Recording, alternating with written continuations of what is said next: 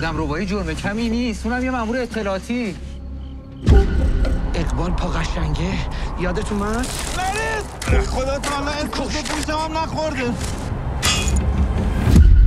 شما ببینی خودشه یا نه؟ فکر نمی‌کردم خودتو اینجوری اسیر بکنی. ببین ما قاتل نیستیم. مطمئنی خودشه؟ نه. که پاقورا زر آورده اینجا.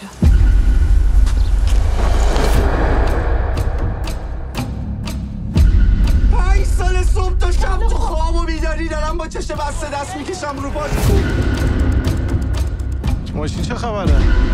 آقا چیز خاصی نه. حالا که مسئله شخصی نداریم پس همه‌تون بدونید این کثافت امروز باید حرف بزنه. هر چقدر جلوتر بری بیشتر هم فرو میری. آخرش همه‌تون هم غرق میشین. من خودم زن و بچه دارم، میفهمم چی داری میگی.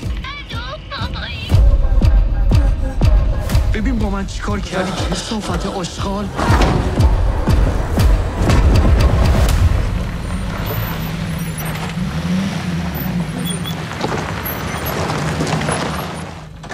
حالا میخوای چیکار کنی؟